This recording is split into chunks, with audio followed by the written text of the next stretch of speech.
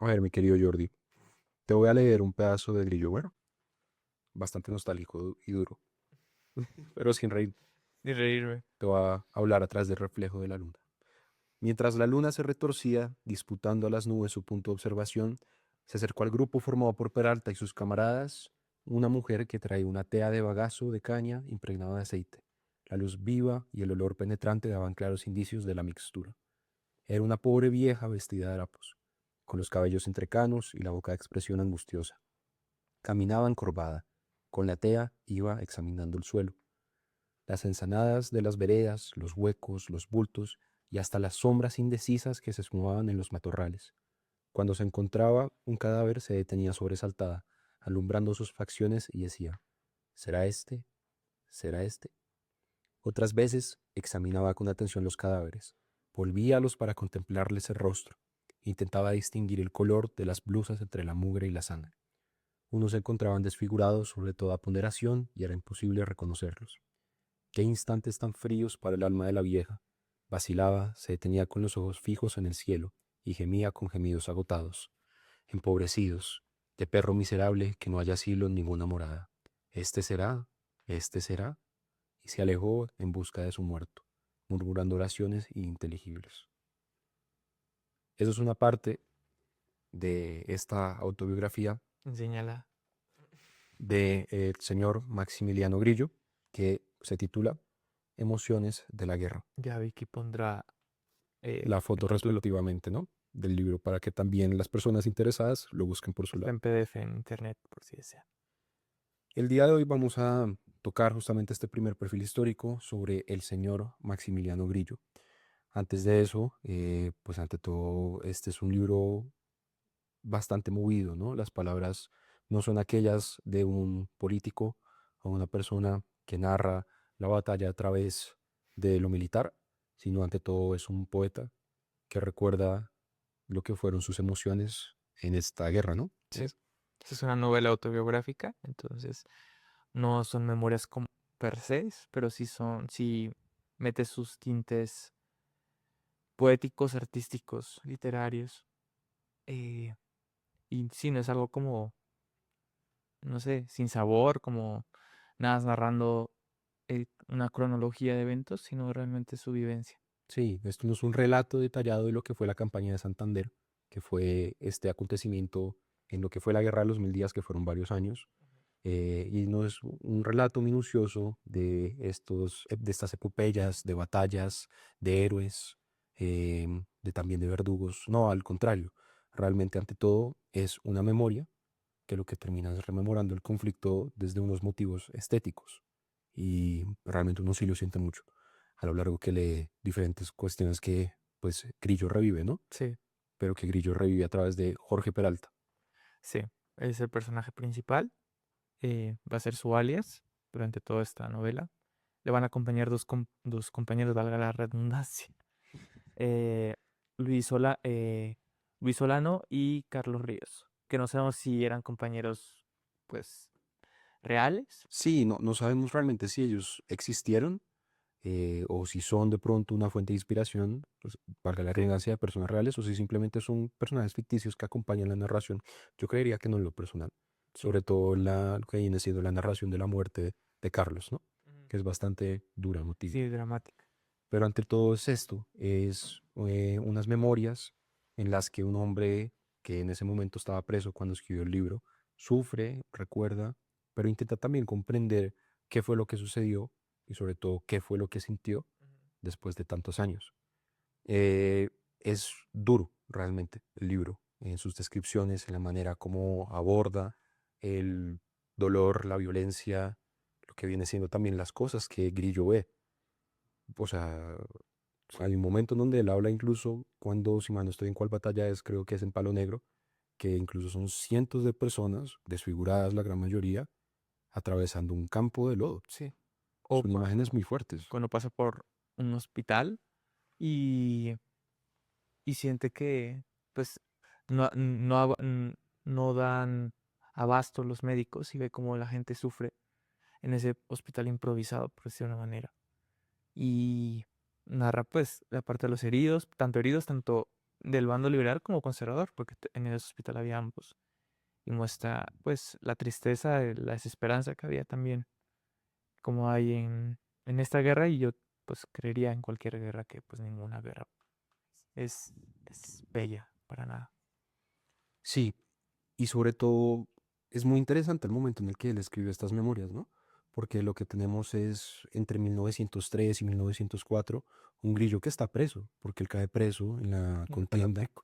y creemos que está en el Panóptico o pues estaba preso ahí, en lo que viene siendo hoy en día el Museo Nacional, ¿no? Ah, Y se escribió entre 1903 a 1904, pues el libro concretamente, y hay una primera edición que empieza a circular en Bogotá en 1903, ¿no? sí, Uno creería que es una edición que circula de una manera clandestina, ¿no? sí, por la censura que hay en ese momento. Todavía está marroquí. Y veremos que se difunde, pero en otros lugares que no solo es Bogotá y Colombia. En París, concretamente, casi que 11 años después, esta segunda edición aparece en París, publicada por la librería Polo Lendorf. Primeramente apareció con el título Los Ignorados. Sí, eran, por cuestiones editoriales, decían que iba a haber más impacto. Y este libro circuló en lo que viene siendo pues España y también me imagino que otros rincones del continente europeo, ¿no? Sí. Creería uno. Em, en ese sentido, yo creo que vale la pena empezar hablando de quién fue esta persona, ¿no? ¿Quién fue Macrillo? Maximiliano. Maximiliano Grillo. Grillo nace en Manizales el 28 de agosto de 1868. Fue un poeta. Vayan a ver la película, por cierto, un pequeño paréntesis. Vayan a ver un poeta, Muy, salas de cine. muy bella. Excelente película. Ahorita Vicky les pone la imagen del póster. Es hermoso. Es mi poeta favorito ahora. Se llama Oscar Restrepo. Hombre de hombres. Simón Mesa Soto. Qué buena película. Vayan a verla. Apoyamos al cine Muy, colombiano. muy Seguimos. Poeta, ensayista, historiador, dramaturgo. un polímata. Sí. Y ante todo periodista. Ya hablamos de eso. Eso es muy importante. Legislador, diplomático y ante todo, como él mismo se hace llamar, un revolucionario de armas tomar. El hombre fue abogado, se graduó acá de la Universidad Nacional de Colombia en 1892 en la Facultad de Derecho. Derecho. El hombre murió acá también, Sí, y bastante después. bastante después. Él escribió pues, entre 1903 y 1904. El hombre muere en 1949, Después aproximadamente del, en diciembre, ¿no? después del Bogotazo. Lo que me parece, no sé, muy interesante pensar y preguntarnos es cómo habrá sido la perspectiva de un Grillo ya en el ocaso de su vida cuando ve pues el magnicidio Mm. de Jorge Eliezer Gaitán, que es el gran caudillo liberal, pues era la gran esperanza del liberalismo, y sobre todo qué habrá pensado ante el estallido acá, porque seguramente él vivió el Bogotazo. Sí, vivió el Bogotazo, vivió el proceso cada vez más acelerado de la modernización en Colombia, en Bogotá, especialmente donde vivió gran parte de su vida. Y pues no sé, como vivir primero todo un periodo que es el periodo de regeneración, Que es después, ¿no? Que es cuando finalmente pues los conservadores sí, o el gobierno de San Clemente triunfan la guerra. toda la hegemonía conservadora hasta 1930 y todo lo que es la República Liberal. Y pues vio ese contraste tan fuerte, pero eso es otra historia, Eso es no otra lo historia. sabemos todavía. Son suposiciones de que habrá pensado un Grillo ya viejito ante todo este tumulto político y pues realmente una Colombia conmocionada después del asesinato de Jorge Eliezer Gaitán. Pero eso es otra cuestión, eso es otro tema que tocaremos después. Entonces nuestro querido Grillo fue ante todo un niño que se crió y hizo su bachillerato en un colegio católico, concretamente, amigos rosaristas, Colegio Mayor de Nuestra Señora del Rosario, seguramente en Caldas. Sí, Es muy importante acá sobre todo hablar de dos cuestiones de Grillo. Sus aportes a la literatura colombiana y al periodismo, pero el periodismo es más como un sentido político. En lo literato, sobre todo, pues fue fundador en asocio con Salomón Ponce Aguilera de la revista Gris.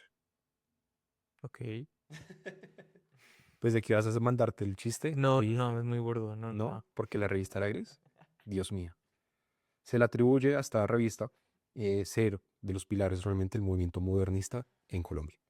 Y también es muy importante, pues divulgó lo que viene siendo literatura europea de finales del siglo XIX, algo que uno siente mucho Sí, al hablar de literaturas. en su libro cita varios autores europeos, digamos, cita a Schopenhauer, cita a grandes generales por ahí, Ulysses Grant, Sobre todo mucha Napoleón, alusión a a Napoleón. Napoleón y a Nap- sus tenientes. Tiene citas en italiano, digamos, sabemos incluso el prólogo, dice que esa edición de en París fue pues promovida por Rubén Darío. Sabemos que él es uno de los exponentes del modernismo en América Latina.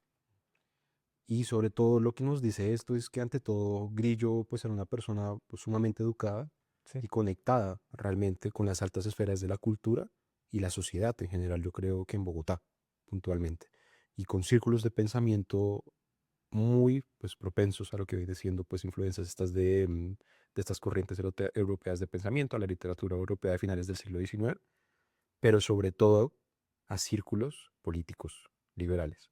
Y acá hablamos de lo que viene siendo ya como otra faceta de este personaje, que es sobre todo sus vínculos con la prensa. El hombre fue fundador de dos periódicos liberales, El Vigía y El Autonomista. Son periódicos que se inspiran y arraigan en ideales y valores políticos defendidos por una persona que va a reivindicar muchísimo, Y cada 10 páginas o menos. figura notable en la política colombiana del siglo XIX y pues parte lamentablemente del XX, porque pues sabemos que lo asesinaron en un lugar además muy público. Y de una manera absolutamente horripilante, a hachazos, si mal no estoy, ¿no? Sí, sí, sí, Al general Rafael Uribe Uribe. exactamente. Em, entonces, en ese sentido, Grillo asume esta postura de llamar a la guerra constantemente, ¿no? A través seguramente de esa prensa, como ahorita voy a citarla. Y ante todo con Uribe Uribe, cuando él llega a Santander y pues empieza lo que es la campaña de Santander, Grillo llega a ser ayudante del general Uribe Uribe y junto a sus amigos, que no sabemos si existieron o no, alcanzaron el grado de teniente. O sea, igualmente es una persona también en las altas esferas de la cúpula militar del liberalismo alzado en armas, ¿no? Acabo de citar la parte de Grillo en donde él habla un poco de cuál era el rol de la prensa, por lo menos que él asumió, que me parece interesante. Sobre todo andar en por qué ese rol tan importante de la prensa, el llamamiento de la guerra. Abro comillas. Concurrí a la principal campaña intestina de 1899 porque juzgué una obligación hacer por mi parte ese esfuerzo, una vez que en la prensa había pedido con fogosidad las reivindicaciones del derecho y de las libertades individuales y públicas, que en labor de 15 años no pudieron obtenerse pacíficamente. Sobre todo quiero que nos detengamos y hablemos de esa última frase. 15 años, en donde pues él dice o alude que los liberales no tenían realmente participación o garantías políticas. Y es pues en ese cambio en que eh, se plasma la Constitución del 86, de 1886, que es la centralista, que es hacer concordato con la Iglesia Católica el año siguiente y va a darle más importancia a la unificación nacional por encima de las libertades individuales, entre ellas el derecho a la libertad de expresión. Sí, pero pongámosle pausa y retrocedamos un poco. Empecemos antes que nada para entender de dónde surge este estallido que es realmente aterrador, porque en el siglo XIX hubo 9 levantamientos armados, 9 guerras civiles, ¿no? Varias, muchísimas por Poquito. mencionar. 9, ¿no? Y eso solo hablando de Colombia. Exacto. Claramente esta fue, o creería uno que fue realmente la más contundente en lo que viene siendo pues el costo humano. Muchos historiadores, aunque la cifra no es concreta, aluden aproximadamente a alrededor de 100.000 muertos. Sí, por ahí de 2% de la población en Colombia. En- Son datos que pues no son precisos, pero aproximados. aproximados. Pero entonces, antes de eso, háblame o cuéntanos sobre todo del señor Núñez. Núñez, Rafael Núñez. Él era ante todo un liberal antes de asumir la presidencia. Hacía incluso parte de un liberalismo radical cuando era todavía de los Estados Unidos de Colombia. Sin embargo, empieza a distanciarse en vista pues, de que no económicamente hay crisis, de que hay disputas todavía por el poder político, que no se ha unificado Colombia como tal y tiende más un pragmatismo, como se me ha inspirado de Benham, ¿cómo se llama? Y ay, se me va No el pasa nombre, nada, sigue tranquilo. de ese darwinismo social. Entonces va a estar por encima del idealismo, va a estar la praxis. Entonces, En castellano, maestro. en castellano. Entonces, ¿qué es lo que realmente se acopla al contexto nacional Sí. colombiano? Porque los islas fueron muy criticados porque querían imponer ideales que no tenían nada que ver con el contexto nacional. Entonces, el va a distanciarse y va a ser como su grupo que es nacionalista. Entonces va a ser este programa muy asociado a la Iglesia Católica. ¿Por qué? Porque va a pensar que ahí es donde realmente puede unificarse el país, obviamente porque la gran población era católica en ese momento, digamos. Era muy católica la población de Colombia. También pues decía él que los valores religiosos eran herramienta principal para la unificación, era para regenerar al individuo moralmente antes que darles pan era el espíritu, según él. Y pues obviamente se acoplaba mucho la centralización que buscaba del Ejecutivo, del Estado Nacional, con la jerarquización, la centralización y la obediencia que tenía la Iglesia Católica. Entonces, Y, y es un hombre realmente que casi que termina asumiendo la presidencia de la República por más de 10 años, ¿no? sí, él cambia también, incluso porque antes eran 2 años, lo cambia a 6 años, El periodo legislativo, el ¿no? periodo legislativo. Y ante este contexto, pues tenemos realmente como un predominio de más de una década de un gobierno conservador, solo para ser relevado por otro gobierno conservador, que viene siendo el del señor Miguel Antonio Caro, ¿no? Y Que asume la presidencia o las banderas de Núñez después de su muerte, de este último, en 1894. Y es muy interesante porque, sobre todo, como pues dice la historiadora Aida Martínez Carreño en este libro bastante bueno, que tiene muchos testimonios de la Guerra de los 1000 días, recomendado por si alguien lo quiere ver, Vicky también lo va a poner. Pues realmente es un gobierno que, claro, si uno sigue, tiene en cuenta esta trazabilidad desde pues, los tiempos de Núñez, ahora los de Caro, realmente no tiene un apoyo popular, pero lo que sí tiene es un blindaje eclesiástico, ¿no? De esta jerarquía eclesiástica sí, que mencionaste mucho. Y este gobierno de Caro realmente es muy extenso. Son 6 años de gobierno, ¿no? En los que realmente los conservadores, parte de los históricos, porque el conservadurismo se divide, pero los históricos y también pues la oposición liberal se radicaliza porque se denuncian constantemente que se mantiene el poder de una manera represiva, en donde se realmente cometen todo tipo de cuestiones, destierro de periodistas, hostigamientos, perseguimientos de parte de la policía secreta del conservadurismo. Es un periodo muy oscuro y muy complejo en lo que viene siendo como por lo menos como la antesala, bueno, no la antesala no, lo que viene siendo ya violencia bipartidista en Colombia, sí, ¿no?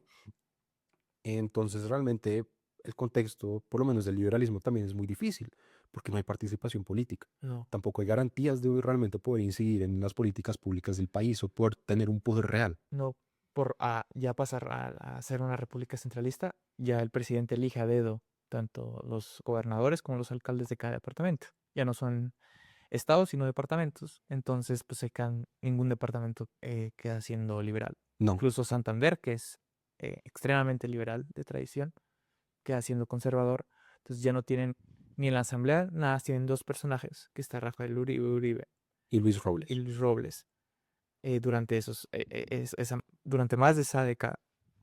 Entonces vemos una disminución de la participación política del liberalismo casi pues por completo Sí. de la vida pública. Y bajo este contexto de 6 años del gobierno de Caro, él termina eligiendo a lo que el liberalismo llamaría pues su gran títere, su sucesor, que viene siendo el señor Manuel Antonio San Clemente, que Muy joven, muy joven, muy joven, jovencito, muy ¿no? joven. No, o sea, Bebé, no, era un hombre de 84 años con una salud muy, magnífica. muy delicada. El hombre estaba jodido. Entonces es un tipo que tampoco tiene realmente los laureles o el recorrido político que uno cree que necesitaría un presidente de la República. Incluso a día de hoy uno piensa lo mismo, ¿no? Em, pero realmente es un escritor que termina asumiendo ya sobre el ocaso de su vida, pues la presidencia de la República, ¿no? Heredar las banderas del señor Caro. Su vicepresidente fue el señor José Manuel Marroquín, que también Grillo lo menciona mucho. Entonces es muy interesante porque por su condición de salud estallan realmente escándalos en el Sí. país y una oposición muy ardua, ¿no? ¿Cómo va a ser que una uva pasa, digamos, gobierno en el país? eh, no sé, de manera correcta, digamos. Veamos a Biden cuando estuvo en su presidencia ya no sé, ¿Será eso demencia senil? no sé, pero pues bueno, lo que hacían era que pues el titiritero atrás era caro. Eso es lo que se alega, ¿no? Ujú, lo Eso que se se lee a los alega liberales y parte del conservadurismo, los históricos, porque históricos. acordemos que se divide. Entonces, San Clemente, lamentablemente, el hombre no puede asumir su puesto en la capital por condiciones de salud y se ve obligado a relegarse temporalmente, pero realmente es casi que gran parte de su Mm, gobierno, por lo menos lo que viene siendo la campaña de Santander, en Anapoima, Tena y Illeta. Pues unos pueblos, unas poblaciones de un clima mucho más ameno, ¿no? Para que el hombre no tuviera algún Un patatús. patatus, para que no se nos fuera. Entonces realmente tenemos un contexto político muy jodido.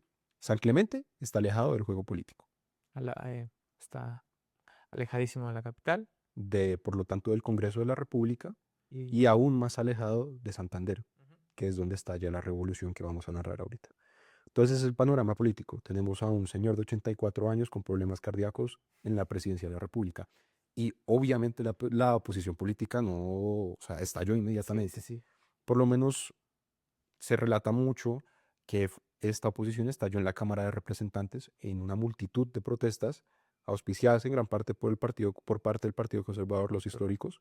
Y estas protestas, imagínate la magnitud, llevaron o forzaron a que la Corte Suprema de Justicia, en 3 de noviembre de 1898, llevara a cabo una ceremonia ya como más simbólica en donde el pobre señor San Clemente se pudiera ya posicionar donde estuviera alojado, ¿no? Dios mío. Le llevaron la corona ya. Sí, ¿no? Le llevaron la corona hasta Anapoima, ¿no? Dios Sí, mío. hay un domicilio. Y realmente, esta no es solo una división, no existe solo una división entre el conservadurismo, también existe una división muy fuerte entre Claro. liberales. Claro, ambos tienen un objetivo en común, los conservadores históricos y los liberales, que es quieren derrocar el gobierno de San Clemente, ¿no? Pero la cuestión del asunto, por lo menos con los liberales, es, ¿lo hacemos a través de las armas o a través de la política? Y pues viendo ya el panorama político, pues no era tan agradable. No, en lo absoluto. De hecho, Grillo, o esta discusión está en la obra de Grillo, en donde estos tres niños, realmente porque son muy jóvenes, o sea, Chinos. son pelados, se debaten en una taberna en Bogotá, el niño Jorge Peralta, Luis Plano y Carlos Ríos, se deciden si vamos a participar o no en la revolución que va a estallar en Santander, porque eso ya se da por sentado que iba a pasar. Tenemos a Jorge Peralta, que es Grillo, Ujú. que es un tipo muy pro, o sea, probélico, Muy, muy utópico al mismo tiempo, digamos. un romántico. Ve que es justa esa guerra, no es porque él dice que no quiere la guerra por la guerra, que eso es algo bárbaro, sino pelear por un ideal, él cree que sí es válido. En este caso, pues, la guerra de los 1000 días va a ser, pues, válido levantarse en armas. Sí, si me permites, voy a leer un pedacito del Dale. libro en donde él habla, donde Peralta habla. Y dice, acá, discutiendo con sus amigos, ¿no? Dice, la libertad no debe existir por la sola benevolencia del príncipe, sino por su propia virtud, fundada su permanencia en la base de la ley estricta. 15 años, según tu cuenta. Acá le está hablando a Plano, que está diciendo que no deberían ir a la guerra. 15 años hemos padecido la privación casi absoluta de las garantías que corresponden a los ciudadanos. Hemos sido desterrados por capricho. Por capricho se viola la correspondencia. Por capricho, la policía secreta nos insulta en nuestras casas. 15 años hemos pedido en la prensa que se nos dé lo nuestro. Los periodistas han ido al destierro, a la cárcel, han caído unos y otros se han levantado. Ya podemos entender, digamos, que, pues, no es un, en parte puede haber exageración, pero realmente sí, sí había realmente un acoso conservador hacia los liberales. Sí, No había una libertad de expresión, no había una libertad política realmente. Y pues incluso como que critican como ya casi el presidente, como si fuera un monarca, como el príncipe. sí. Como diría Grillo, la dictadura de Anapoima, ¿no? Ujú. Que es donde vive este señor. Y pues está Luis Plano, que es también parte o representa parte del liberalismo, que no quiere ir a la guerra. Plano sobre todo lo que dice es, tenemos que seguir luchando por la vía pacífica y la vía de la política hasta poder convertir a nuestros enemigos en amigos de los ideales del liberalismo. O sea, en ese entonces alusiona la libertad. Sí, un reformismo antes que una revolución. Pero esto es simplemente como una forma figurativa o una expresión literaria que él usa para plantear esa división entre el liberalismo. Realmente, como sucedió, fue que la cúpula pues, liberal se dividió y sobre todo se desarrollaron dos juntas revolucionarias. Vamos a hablar de la segunda, que es la más importante, en donde se determinó de fijar el destino del país en gran parte por parte del liberalismo, ¿no? En esta segunda cúpula se desarrolla entre liberales a favor de la guerra en Bucaramanga durante febrero de 1899. Ese mismo año, en octubre, pues estalló la guerra, ¿no? Exactamente. Entonces, Eh, adelante, maestro. oh, no, ojalá, eh, ojalá ellos esperaban ellos, los liberales radicales, que tuviesen apenas el apoyo de los históricos, porque están inconformes con el gobierno de San Clemente. Pero pues lamentablemente, pues, a pesar de que estuviesen en contra, se unieron los conservadores y quedaron solos los radicales. Sí, Dios mío, o sea, es que es un panorama absolutamente hostil hacia Grillo y es algo que también él reivindica mucho, ¿no? Pero ya hablamos de eso. En esta segunda junta en Santander aparecen en el acta nombres como los de Rafael Uribe Uribe y Ramón Neira, que son muy importantes, sobre todo en lo que viene siendo la narración de los hechos, ¿no? Pero sobre todo, entre el liberalismo, en Santander sobre todo, aparecen estas figuras. Uno creería que esto es un levantamiento popular, ¿no? De carácter popular. Sí, Pero ante todo, este levantamiento armado, por lo menos que inicia en Santander, porque también viene gente de Boyacá y viene gente de de Cundinamarca, sobre todo son figuras, pues, de alta clase, sí, hacendados, terratenientes y personajes con una influencia política e intelectual y, pues, comercial muy notoria, ¿no? En sus regiones. Y ante este apoyo de parte, como si se puede decir, de una élite liberal, Uribe Uribe es visto como este gran líder de la renovación liberal, ¿no? sí, Pero en la práctica no sucede porque el generalísimo Vargas asume el asume. poder real durante la campaña militar. Muy general no fue, pero respetado. Respetado. Ahorita seguimos hablando de eso. Entonces ellos en esa segunda junta, pues, es que junta de acá de la administración de un edificio, ¿no? Dios mío. Pero básicamente en ese segundo encuentro se unifican y enfatizan en la necesidad de necesitamos un levantamiento armado en el país. Es decir, vamos a llevar el liberalismo a la guerra. Y surge un programa en donde se destinan dos cuestiones. La primera prioridad es búsqueda de aliados internacionales. Que no, Supuestamente en Venezuela y Ecuador eso nunca llega. nunca. Nunca llegan las No hay tropas, metro de Bogotá. jamás va a llegar, Dios mío. Y también, en cierta forma, buscan propiciar en segunda instancia un levantamiento simultáneo en el país, cosa que tampoco sucede. Este levantamiento inicial, por lo menos, en el que está Grillo, solo sucede en Santander. Sí, pues no es como existieran redes sociales No, para para coordinar, coordinarse. No, no, no. no sucede. Y el tercer punto muy importante es obtener recursos para comprar armamento en el exterior. Un Tampoco. armamento que llega, pero mucho tiempo después, ya cuando la situación está muy jodida Y en malas condiciones. y en malas condiciones, ¿no? Y eso que les costó un ojo de la cara y se lo trajeron desde Inglaterra, ¿no? Puso sin licencia. Dios. Entonces, en esa misma junta se llega a un acuerdo común en donde la guerra va a estallar en todo el país de manera simultánea el 20 de octubre de 1899, meses después de esa junta, ¿no? Y el objetivo principal es, nos vamos a tomar Bucaramanga y los pueblos liberales que la rodean, cosa que al inicio no pasó. No pasó tampoco. Entonces, ante este plan de nos vamos a tomar Bucaramanga, ¿no? Y los pueblos que rodean Bucaramanga, Pueblos ya liberales, es más ya liberales, ¿no? Pero claro, están bajo dominio sí, pues, de las tropas, ¿no? Del administración. conservadurismo. Exactamente. Entonces, pues designa al señor Paulo Emilio Collar No como Pablo Coelho, gracias. que estaba encargado de coordinar el movimiento armado de Santander. Tan buena gestión que solo casi un mes después de iniciada la guerra se intentó cumplir con el objetivo de tomarse Se Bucaramanga. intentó, entonces que No sucedió. no sucedió. Entonces, varios puntos. Llegan todos los efectivos en general, o sea, las tropas de voluntarios en su gran mayoría. Sí, voluntarios jóvenes. Sí, uno pensaría o tendría como esta idea de un ejército liberal absolutamente formado, Veteranos. instrumentalizado, con formación militar, con un armamento bastante, pues, sofisticado. No pidan mucho. No, realmente no. Son voluntarios realmente, en De su gran mayoría niños, De colegios, de jóvenes. talleres, de claustros. Sí, y también ya gente de mucha edad avanzada porque son veteranos de otros levantamientos armados como el del 85 o de 1895, de 1895, del 1885, que llegan justamente pues respondiendo al llamado de tomémonos el poder por las armas, ¿no? Entonces, gente que llega de Boyacá, Dinamarca y Santander. Grillo y sus amigos llegan desde Bogotá primero toman el tren desde Zipaquirá, ¿no? Ajá. El primer tren, ¿no? Sí, Sí, van ahí, pero pues se tiene que desviar porque lo van a capturar. sí.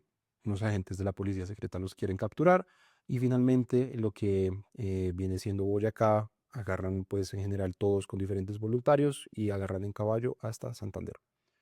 Entonces, en general, llegan todos a a la región de Santander y pues como el doctor Paulo Emilio Villar es director de liberalismo en la región, pues estaban esperando a que todo el mundo terminara de llegar y que se coordinara todo el levantamiento en el país y que el señor Emilio, Paulo Emilio Villar, designara cuáles iban a ser estos jefes militares y trazara un plan de acción para tomarse Bucaramanga. ¿Y por qué crees que fue Santander? Eso es muy interesante, pero antes de eso voy a tirarte un dato coctelero, bueno, para que lo disfrutes, así, disfrútalo. Disfrute. Y es, imagínate la situación en Santander, o sea, nosotros hablamos de poca participación política en el país, ¿no? Representada en el Sí. Congreso de la República, desde Núñez, Caro hasta San Clemente. Pero incluso en Santander esto era una realidad. Acá te dejo el dato coctelero. En 1892, casi que, no soy horrible para las matemáticas, Sí. 7 años antes de que iniciara la guerra, el departamento de Santander, o lo que es la Asamblea Electoral, está conformada por 42 representantes conservadores. Tira un número. ¿Cuál crees que era el otro representante liberal? ¿Cuál era esta oposición política? ¿Cuántos o cuál? ¿Cuántos? ¿Cuántos liberales estaban en esa Asamblea Electoral en Santander? ¿Tres? Uno. Y un liberal. Esto es pues, un reflejo en una región de lo que es disparidad política y sobre todo una imposición autoritaria Esta es hegemonía. y hegemonía que está incluso en las regiones, no solo en Bogotá, sino esto es un reflejo de todo el país. Sí. Entonces, ¿por qué empieza la guerra en Santander? Porque no es algo Al- banal, no es, ¿por qué? Porque no pudo haber empezado en Cauca, pero pues no empezó en Cauca. No, ante todo, más allá de los factores políticos que ya hemos discutido a lo largo pues, del podcast, existe también una cuestión que se ha desarrollado sobre todo desde el gobierno de Caro, que denuncian mucho en general los liberales y parte del conservadurismo histórico, y es esta precariedad económica que profundiza esta inestabilidad política. Sobre todo se alega mucho que el déficit fiscal está pues creciendo a un ritmo realmente preocupante. Y este déficit fiscal, ¿qué es déficit fiscal? Algún Para los economista, Vicky, tú economistas, que eres economista, Vicky, no me repites, economista. por favor, pero lo que yo entiendo es que es básicamente el Estado se está gastando más plata de la que recibe, ¿no? ¿Sorpresa? No. ¿La cagué? No, no, no, no, no. Ah, o sea, sí, sí era eso. Yo, entonces, el déficit fiscal, ellos aluden, crece por dos motivos. El primero es un mal manejo de las finanzas públicas por parte del gobierno de Caro desde 1897, o sea, un mal manejo de las finanzas del país por 6 años. Y sobre todo lo que viene siendo, segundo punto, la baja bastante prolongada de los precios del café a nivel del mercado internacional. Y ahí puntualizo, digamos, aquí según Marco Palacios, dice que en 1880 exportaba el 80% de producción nacional del café y de quinas. Sí. Es muy importante eso que dice Jordi a través de Marco Palacios. ¿Por qué? Esa pausa. Sí, ¿no? Es porque realmente gran parte de la economía de este país, o realmente lo que viene siendo el sector de las exportaciones desde mediados del siglo XIX, es sumamente dependiente del café en torno a un producto nacional. Y los grandes mercados del café colombiano en el siglo XIX, ¿cuáles son? Pues Europa y los Estados Unidos. Estos son sus mayores compradores, son los grandes importadores del café. Entonces, si el precio cae, por lo tanto, como se genera una dependencia en torno a un solo producto para exportar, pues en general la economía de varias regiones, en especial Santander, llevamos para allá, pues se ve comprometida. De acuerdo. Y también es muy importante esto con el tema del déficit. Recordemos que el Estado colombiano también en ese entonces recibió un impuesto muy importante directo de los exportadores, pero este pues capital se recibiera con monedas de peso colombiano, Ujú. no con monedas del extranjero. Sí, no, era papel moneda. Acá la señora, pues la historiadora Aida Martínez Carreño, ella estima que cuando finalizaba el gobierno de Caro, realmente no se conocía la cuantía del papel moneda que circulaba por el país, ¿no? Y ellos estimaban, o ella estimaba, que el déficit fiscal se estimaba en 9.000 pesos colombianos, que para la época me imagino, pues claramente era algo escandaloso, ¿no? Sí, bastante. Y también, pues, apenas, digamos, fue en el periodo de Núñez que apenas se hizo el Banco Central. Sí. Y apenas fue la emisión de papel moneda. Y además, por no saber manejar bien, pues imprimieron de más. Sabemos cuando imprimen de más billetes. Aquí tenemos vecinos muy Cercano. sí, vecinos muy cercanos. Sí, que se termina haciendo figuras de origami con los papeles, ¿no? Dios mío. Pero bueno, otro triunfo de la revolución bolivariana, Libertad o muerte. libertad o muerte.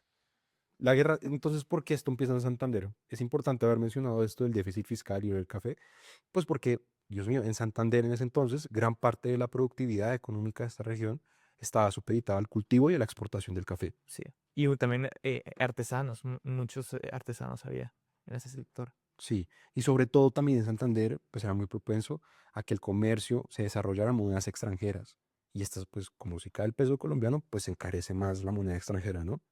Entonces, ante esto, pues realmente tenemos una región que por lo menos en esa época, su desarrollo económico está supeditada pues al desarrollo de las grandes haciendas cafeteras, ¿no? Y además, para colmo, no había una infraestructura que digas, uy, ferrocarriles por todos lados. No, No, pues vivir en tres cordilleras, pues tampoco es que sea uy, facilísimo, ¿no? Pues no, había una falta de infraestructura total y además, por castigar la región de Santander, el, el régimen conservador, según Marco Palacios, no mostró mucho interés en subsidiar infraestructura pública en esos lugares, entonces obviamente se encarecían mucho más los productos y no eran competitivos mundialmente con Brasil, por ejemplo, que ahí era la potencia en aquel momento. sí.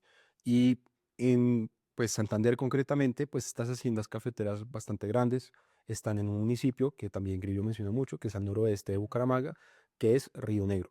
En Río Negro, sobre todo, pues se vuelve como un fuerte del sector cafetero porque hay muchos, sobre todo, no solo comerciantes locales, ahí hay negociantes que vienen del extranjero y empresariado local que buscaron desde un principio instalar allí compañías que se dedicaban a eso, a comprar y vender café, o también cueros para exportar, pero que incluso ellos traen bienes para vender desde los mercados de Europa y Estados Unidos. Por ejemplo, traen telas, ropa, ferretería, maquinaria, brandy o vinos, entre otros. Sí, sí, si uno ve, digamos, un libro reciente de Ana Otero, igual de los Andes, ve que raramente, aunque no piense, en el siglo XIX los colombianos consumían mucho producto europeo y populares, no necesariamente de clase alta. Sí, uno tendría en el imaginario que eso es algo que No. uno, Lean ese libro, es de Ana. Mi profesora, que cómo se llama el libro, tú. ay, no me acuerdo. Bueno, Vicky pondrá la imagen del libro, la persona interesada, ahí está, el dato. Pero entonces lo que queremos decir con esto es, claro, existe un descontento político general con el gobierno de San Clemente, Caro, ahora San Clemente, pero también existe un descontento con el sector comercial, que es muy influyente en Santander, Sí, sobre todo en Río Negro. Y esto, tengamos en cuenta, está seguido igualmente de unas antesalas muy importantes, que son dos levantamientos armados que hubo previamente contra lo que viene siendo pues los gobiernos conservadores, sobre todo de Núñez, Eres Núñez. y después de Caro, que viene siendo pues el de 1884 al 85, en protesta a los procesos electorales durante el gobierno de Núñez, y otro en 1895, De Caro. ante la represión del gobierno de Caro. Entonces, básicamente se puede alegar que desde los comienzos de la República, Santander siempre fue una región de mayorías liberales. Y dinámica, pues, comercialmente. Y también de levantamientos, pues, obviamente los contextos son distintos y todo eso, pero que a finales del siglo XVIII, pues, vemos el levantamiento comunero Sí, en esa región. Entonces es una región ya movida, eh, tanto políticamente como, pues, comercialmente. sí, y pues Santander incluso, no solo con toda esta cuestión de violencia bipartidista, pero a mí lo que me llama la atención es que Santander realmente, claro, ha tenido sus periodos de paz, sería pues descabellado decir que siempre ha sido conflicto y violencia en Santander porque no lo ha sido así, pero igualmente ha cambiado las épocas, o sea, independientemente del año, de los actores, del tiempo que uno esté estudiando, hay una constante como de levantamientos armados o violencia política en Santander. Por ejemplo, pues teníamos lo que tú decías a finales del 17, ¿verdad? Sí. Tenemos después toda esta situación a lo largo de estas guerras civiles, perdón, 18, estas guerras civiles que estallan en Colombia en el 19, y tenemos después lo que viene siendo pues a mediados del siglo XX, pues el nacimiento del Ejército de Liberación Nacional en San Vicente de Chucurí, pues en Santander, del Ejército de Liberación Nacional, cuando se instala una brigada de estudiantes que viene desde Cuba, que se llamó Entrenados. entrenados por el régimen, por la revolución, y pues eran parte de la brigada José Antonio Galán, y ellos fundan el Ejército de Liberación Nacional, que nace y su cuna y su fuerte siempre ha sido en Santander. Entonces realmente es muy interesante. El rol de Santander y esta región es muy compleja históricamente. No solo ahorita que hablamos del siglo XIX, Digamos, no sabré más del siglo XVIII o la incluso colonia. hoy en día, en el presente. Claro, estamos hablando de Santander en ese entonces. Santander en ese entonces también comprendía el norte de Santander, ¿no? Pero si seguimos bajo esa lógica, que viene siendo hoy en día pues la gran crisis que tenemos de desplazamiento y de violencia en el Catatumbo, pues claro, no es lo mismo que la violencia que estamos discutiendo bipartidista, No. mucho menos de la del Ejército de Liberación La Nacional. introducción del narcotráfico ya. Claro que eso le cambia hoy en día las dinámicas del conflicto armado, pero eso es otra cuestión. Sí. Pero eso es lo interesante. En Santander siempre ha sido una región en donde realmente ha sido propensa en distintos puntos de su historia a levantamientos a violencia política. Sí. Aunque hoy en día ya no es política, sino es lucro, punto final. Un Es narco. punto para investigar. Realmente no sé si hay investigación, no sé si tú conozcas, pero yo no conozco por qué había como esa constante desde épocas coloniales. Pero sí, ese es como el contexto de. Si alguien quiere Drama. contribuir a eso en los comentarios o sugerir algo para leer, pues chévere. Ahí lo tendremos en cuenta. Sí, ahí, anoten. Y pues básicamente tenemos, ya volviendo a la Guerra de los Mil Días, tenemos entonces, suenan los tambores de la revolución. Se acerca el levantamiento armado en Bucaramanga. Vienen voluntarios de Cundinamarca, Boyacá y Santander a reunirse en Las Lajas para atender al llamado del directorio liberal en su gran mayoría. Nos vamos a tomar el poder por las armas como no pudimos en más de una década por la vía política. Entonces, ante esto y ante este escenario nacional, el gobierno de San Clemente termina expidiendo en 1899, en julio, meses antes del lanzamiento, un decreto declarando perturbado el orden público en estas tres regiones de las que vienen los soldados, ¿Y qué pasa que son Cundinamarca, Boyacá y Santander. Y esto lleva al incremento de detenciones, persecuciones de individuos que tengan, abro comillas, desafectos al gobierno. Quieras entender cómo se quiera conocer, cómo se quiera entender, ¿no? No se quieren besar. No hay amor. Oh. Sempi, ustedes también sintieron esa tensión interna con ese chiste, estuvo fuerte, pero bueno, me gustó. Em, y pues también como respuesta ante este pues eco de una revolución que ya va a empezar, San Clemente nombra también a inicios, en enero de ese mismo año que estalla la revolución, al gobernador de Santander, que es un médico boyacense que se llama Alejandro Peña Solado, que ya había desempeñado antes el cargo en 1886. Em, y aparte de eso, imagínate, la potestad, ¿no? Dice San Clemente que aparte de eso, el hombre adquiere funciones de jefe civil y militar en la región, ¿no? Nada más, ¿no? Nada más. Nada más, Una perfecta división de poder. completamente. Y aparte de eso, también expide un decreto, pero ya por octubre 16 de ese mismo año, ya cuando la revolución estaba a 4 días de empezar, en teoría, sobre el papel, en donde eleva el pie de fuerza en la región, convoca a los reservistas que tienen servicio activo, así como un impuesto de 10 pesos colombianos por cabeza de ganado, y establece un expendio de control de la sal por vía visual. Y obviamente esto causa aún más rechazo. Sí, pero, o sea, acá, porque seguramente hay gente que no conoce, pero ¿por qué crees, sobre todo, que controla lo que viene siendo las cabezas de ganado? Pues les ponen un impuesto y controla el expendio de sal. Porque creo. Sí. No sé si, digamos, minas de sal habrá. Lo que yo creo, Digamos, los llanos que están al lado. sí, sí. Lo que yo creo que termina sucediendo después es que, claro, las tropas tienen una disputa por la alimentación también en parte, ¿no? Porque tenemos ejércitos de miles de personas en una región por un tiempo prolongado y también de cierta forma esto va a ser una guerra de recursos. Sí. Por quién va a tomar como posición y dominio de los recursos para mantenerlos. Para mantenerse y veremos que eso va a cambiar rápidamente. Sí. Entonces yo creo que es por esa cuestión. Si algún historiador pedante de los que seguramente nos van a putear tiene algo puede decir al contrario, ahí en los comentarios, maestro. No nos putees nada más, Diego. Sí. Gracias. Pero bueno, entonces, casi se nos cae el seto. Otra vez. No, ¿en serio? Casi sentí como el crack, pero no. Sigamos. Entonces, quinto punto, y es la guerra vista, sentida y recordada por Grillo. Hay muchas cosas por decir, ¿no? Como ya hemos venido diciendo. Em, Voy a empezar por la que yo creo que es una muy importante y sobre todo este libro para Grillo, a quien realmente está dedicado, él los llama los héroes sin nombre, ¿no?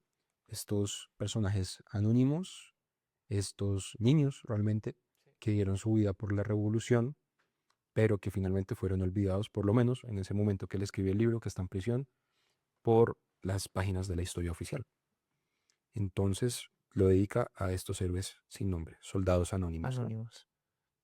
Sí, es importante, digamos, que en ese mismo contexto, pues después ya en la Primera Guerra Mundial, está el soldado caído en Francia, ¿no? En el monumento, ¿no?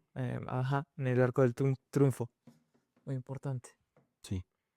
Em, y entonces también hay algo que me pareció muy, muy hermoso, pues no hermoso, digo, como porque me genere placer leer esto, pero es la manera como él usa el lenguaje para describir la guerra, ¿no? Claro. Y lo que se siente a raíz de. Y es, ¿qué es la guerra para Grillo?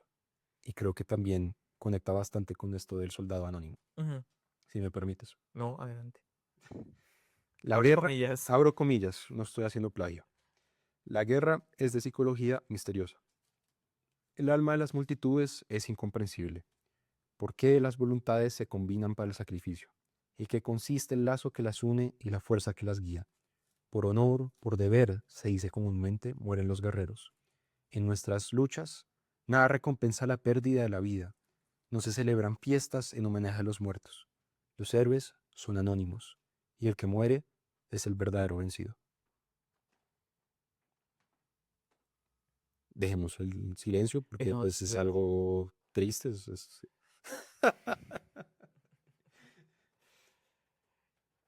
en ese sentido, para ti, ¿qué es lo que dice como la guerra en ese sentido? ¿Qué describe él? ¿Qué es lo que sientes que es novedad? ¿Qué escribe en ese pequeño fragmento? Yo creo, bueno, voy a hablar desde la perspectiva que yo tuve leyendo el libro, más allá de novedad.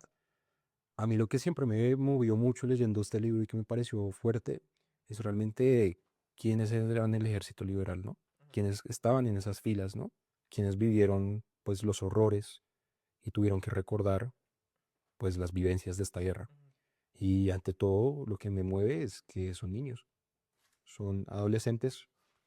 Dejémoslo así, se cayó, seguimos, no pasa nada. Estamos en Dubái. Está bien, dejémoslo así, seguimos. Entonces tenemos, ante todo, son niños, o sea, es un ejército compuesto, creían su gran mayoría, por jóvenes que Grillo dice realmente oscilan entre los 16 a los 18 Sí, años. sí, son niños, jóvenes, pues que están animados también por la aventura, porque obviamente Sí. ese impulso, esa ansiedad por ver qué es la guerra, Mm. tan, también pues Grillo lo hace como tan romantizada la guerra como pelear por la patria, pues No, por la obviamente libertad. por la libertad. Ahorita hablaremos de libertad también con ellos, que le gustó ese tema. Eh, pero sí, a mí lo que se me hace chistoso es que habla de estas multitudes anónimas y de estos soldados, de los vencidos, que son olvidados. Pero es chistoso que a lo largo del relato, lo que dirige la guerra, el hilo de la guerra son igual, continúan siendo los grandes próceres, que es Rafael Uribe, el generalísimo, Vargas Santos. Vargas Santos, los otros generales incluso Próspero Pinzón del lado contra el lado del ellos conservador. son los que son como el hilo, los que hacen, que impulsan y pues obviamente trata de demostrar de que hay héroes anónimos, que es como pues el gran grueso de toda la guerra, que siempre son gente inocente que muere a manos de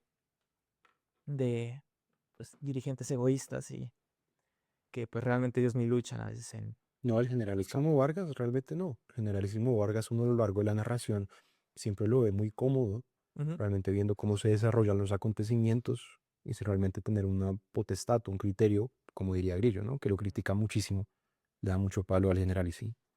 Entonces es, digamos, aunque le da esa, pues sí, como, no decirlo como desde abajo totalmente, pero sí le da cierta ya perdonen por decir esto, historiadores también, pero como pues lo que trata de hacer Grilla en ese momento, un poco paternalista obviamente puede ser, pero darle voz a esa gente anónima, a sus sentimientos, a sus emociones, como es el propio título del libro. Y al mismo tiempo, pues que esta guerra está hilada. Incluso él mismo también lo admite que está que está titiretada por grandes políticos, grandes hacendados. Mm, Pues que la carne de cañón son estos soldados. niños. Voy a pues mencionar sobre todo a Eduardo del Valle, que es un niño de 16 años que Grillo recuerda. No me acuerdo en qué punto de la campaña, pero voy a leer una parte que me pareció pues interesante, como que creo que da un ejemplo, por lo menos literario, de lo que decías. Y decía, seguía al adolescente en pos de los soldados sin darse cuenta del peligro. No llevaba más arma que un machete tosco. ¿Cómo será un combate? Preguntó varias ocasiones a sus compañeros que creía adiestrados en peleas. ¿Da mucho miedo ver a los muertos? Bastante, bastante, le contestaban los veteranos. A todos nos coge el miedo, a lo mejor perdón, a todos nos coge el miedo, a lo mejor de la furrusca, pero uno se engarrota en la pelea y no corre porque los otros no corren. Entonces, son esos, son niños realmente que parten voluntarios, dejan el colegio, dejan haciendas, dejan familias y parten con este entusiasmo o una idea muy romántica de lo que es buscar también el honor, la gloria sobre todo y la libertad, que creo que es el fin último, por lo menos a través de los ojos de Grillo, ¿no?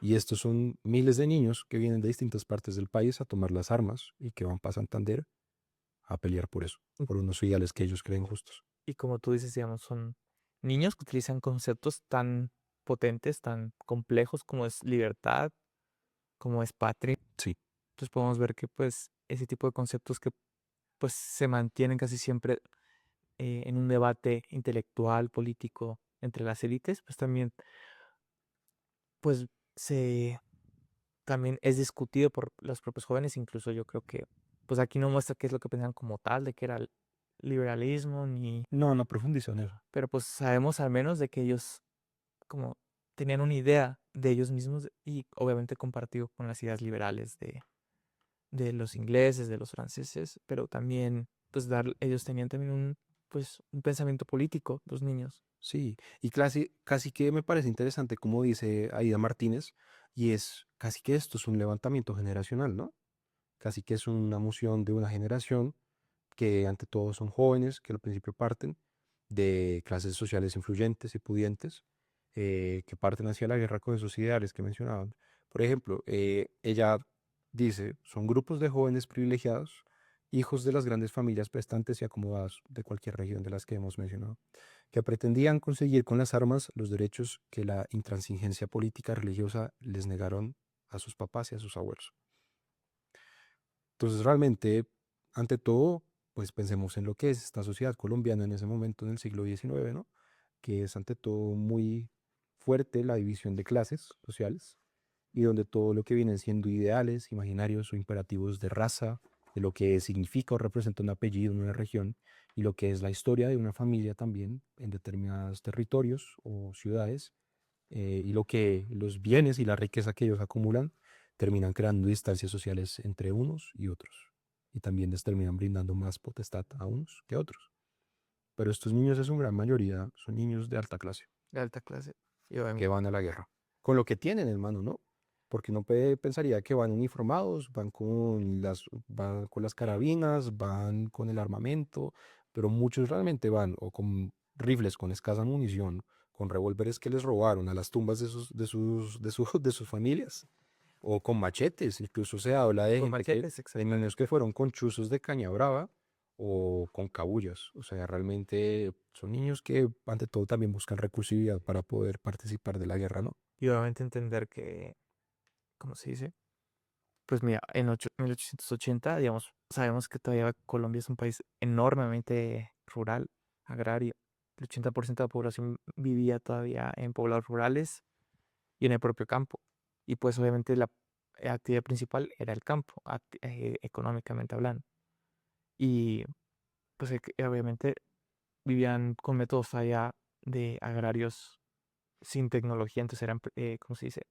Pues anticuados, que habían traído desde la colonia, entonces era también una pobreza además de los hacendados que tenían recursos económicos, pero también gran parte del campo, porque no todos eran grandes latifundios, sino también había muchos minifundios, si no me equivoco, pequeños propietarios, que obviamente hacían parte de Santander, de Boyacá y parte de Cundinamarca. Y era importante esa aclaración. Gracias, se me había pasado. Y sobre todo, ya como tomando los acontecimientos que narra Grillo, eh, lo que se evidencia muchísimo también dentro de las condiciones de cómo se desarrolló la guerra, por lo menos en esta campaña del Santander, es una confusión absoluta, es caos. Son dificultades, disputas y conflictos que parten también entre los generales, pero que se extienden hasta las tropas, ¿no? No hay un liderazgo unificado, No, realmente, ¿no? Incluso cuando llega el generalísimo Vargas, que es supuestamente este gran señor que ya había luchado antes, proveniente del llano, no, peor, la situación yo creo que también se cae, o sea, casi que caía libre cuando él asume el poder, ¿no? sí. Y también sobre todo una carencia de comunicación entre las fuerzas revolucionarias, porque están fragmentadas, no tienen cómo comunicarse entre ellos en Santander, o sea, no tienen cómo comunicarse con la gente que está en Cúcuta, Bucaramanga o en distintos pueblos de Santander, que van a tener cómo comunicarse con gente que está en Bogotá o en Boyacá. No, obviamente. Y si hubiera comunicación, llegaba semanas después, días después. Ya después de que los acontecimientos se habían desarrollado, ¿no? Entonces, esto realmente, como decíamos, no es un problema regional, sino un asunto nacional, que terminó, lamentablemente, pues vivieron los liberales en ese entonces.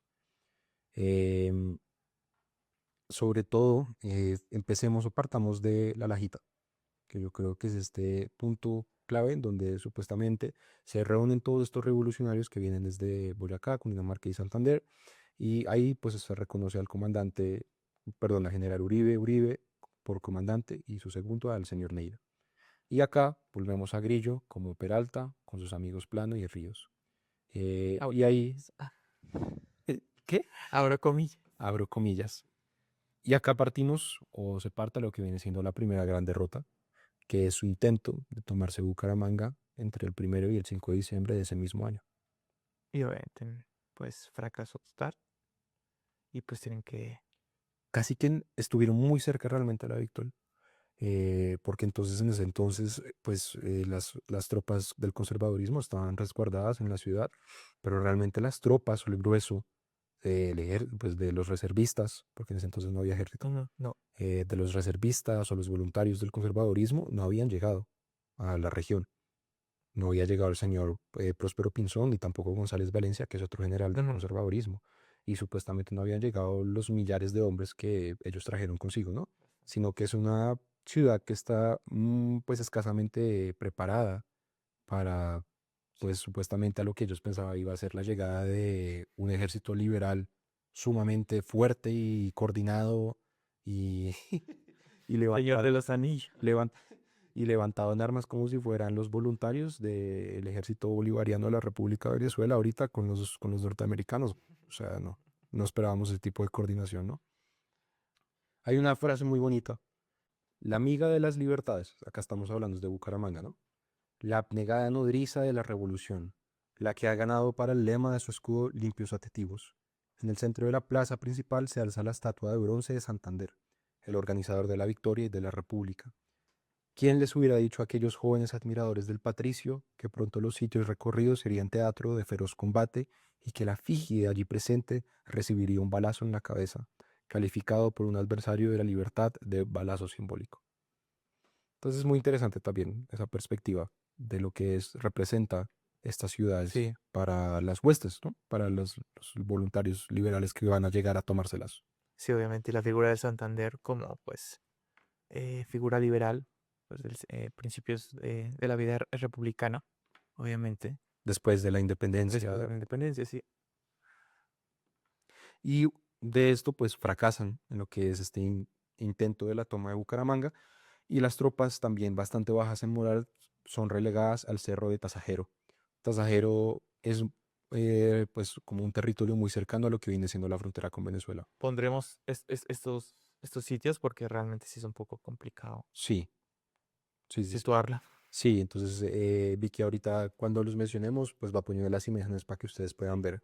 Entonces ellos se relegan a Tasajero, que es cercano a la frontera con Venezuela. Esto es como por San Cristóbal, Táchira. como esas cuestiones como cerca a esos puntos de Venezuela concretamente.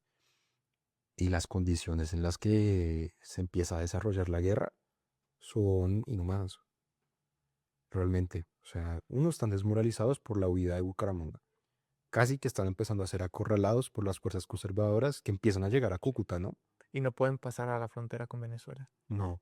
Y esto es, pues Grillo lo empieza a sentir mucho acá, y es donde realmente empieza a ser como un punto de giro, o un arco pivotal en lo que viene siendo Jorge Peralta o su Ujú. personaje, y es sobre todo un joven que empieza a darse cuenta realmente Sí. de los horrores de la guerra, de los costos que pues derivan de participar en ella, y sobre todo, pues finalmente un amigo suyo va a morir, Sí. pero en ese entonces no se entera después. Es como esa escena de Sin Novedad en el frente. Sí, Todos van emocionados, pensando que va a ser una guerra corta y pues obviamente las cosas cambian por cambia. completo y la realidad es otra. Acá voy a volver a leer a Grillo. Es que creo que es necesario leer bastante a Grillo. No, Realmente es la guerra vista atrás de él. Dice, nuestra permanencia en la desolada región fue de miseria física y de abatimiento de los espíritus. Al ponernos a repasar la semana de tasajero, nos parecen los días meses y las horas días. La depresión moral llegó en los derrotados de Bucaramanga al último grado. Muchos pasaron las fronteras convencidos de la inutilidad de todo esfuerzo que atrevieran las disueltas milicias. Se necesitaban peralonzos para que más tarde, al ver unos centenares de hombres hambriados, desnudos, con malos fusiles, vencer su bravura y en su desesperación a huestes 10 veces superiores. Ya hablamos de Peralonso. Pero acá es donde la guerra realmente empieza a tomar pues este tinte macabro y fuerte en esa descripción que él hace, ¿no? sí. Lo que me llama mucho la atención acá, no sé tú cómo lo veas, pero es sobre todo esa frase que es convencidos de la inutilidad de todo esfuerzo.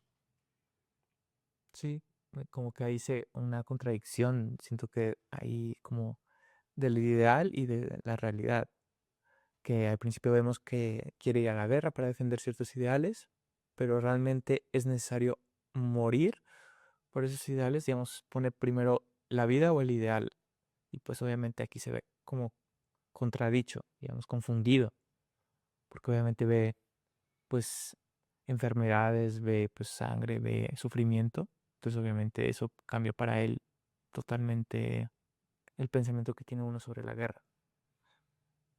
Sí, y también como complementando a lo que estás diciendo, uno sí lo siente mucho a lo largo de la obra, sobre todo en esta parte, ya después de la derrota de Bucaramanga y después con lo que es Palo Negro, que es un desastre también militar, siente mucho, y es un Grillo que duda realmente de sus principios y de su forma de pensar y el liberalismo mismo, y es muy crítico también, Sí, no solo con las autoridades, como con el generalísimo Vargas Santos, sino en general con los motivos que lo llevaron a tomar el tren para partir a la guerra desde Zipaquirá.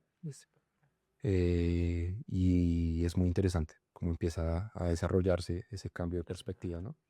Y pasamos a Peralonso, que es esta gran, o sea, es como el gran acontecimiento heroico de esa campaña, que es básicamente el general Uribe Uribe, como se ven acorralados en este cerro de Tasajero, escapa por un puente colgante. escapa por un puente con 10 voluntarios y cruza el puente de la Laja. Y esta es una situación que básicamente es casi que esas cartas de uno que es como que les devuelves las cosas. Sí, sí, sí. Es eso. O sea, Peralonso es este gran acontecimiento heroico que es súper recordado del general Uribe Uribe y los 10 voluntarios. Cruzan el puente, arrasan con la resistencia de los conservadores o los que los estaban cercando. Y esto termina propiciando dos cosas muy importantes. La primera es la toma de Cúcuta, porque huyen los conservadores, detrás van las fuerzas liberales inspiradas y como Cúcuta también en parte es una ciudad de mayorías liberales, también tienen un apoyo interno para tomarse la revolución. Y entonces se toman Cúcuta. Acá Grillo también menciona que pues casi que en Cúcuta una tercera parte de la ciudad tomó las armas de la revolución, así como ancianos sexagenarios como los niños impúberes, y fueran héroes en el más bello y noble sentido de la heroicidad guerrera. Y el otro punto es, aparte de la toma de Cúcuta, es la retirada de las tropas gubernamentales. Sí. Y después de eso, pues hay como una pequeña pausa, Sí, muy prolongada, ¿no? Y muy criticada. muy criticada. En ese momento, en Cúcuta, pues lógico, eufóricos, arriba el general Vargas Santos, que ya lo vamos a mencionar bastante, con aproximadamente, según Grillo, aunque nunca se confíen de los datos o las cifras, es absolutamente arbitrario y subjetivo, y tampoco hay exactitud realmente. No, tiene que ser algo con pinzas, obviamente. Sí, Hay exageraciones. tómese con pinzas lo que estamos diciendo, ¿no? Es las memorias, la guerra vista a través de él, ¿no? Sí, además liberal, pues tiene un sesgo. Claro, lógico. Y más aún con el enemigo conservador. Pero Vargas Santos llega desde los llanos con aproximadamente, según Grillo, 1.200 voluntarios. Y en este encuentro, pues se encuentra Vargas Santos con el general Uribe Uribe y básicamente este señor Vargas Santos, que es también un viejo. Él Sí, ya está entrado en edad, 70 y punta de años tiene en ese momento. parecía es bastante. Es bastante, ¿no? Sí. Y el hombre lo proclaman director supremo de la guerra, generalísimo, y presidente provisional de Colombia. Es lo equivalente al cargo que ejerció Juan Guaidó. O sea, no, Está fiesta en este man. es el silencio, lo digo todo, ¿no? Ay, Dios. Pero mira la manera como se refiere al inicio Grillo sobre Santos.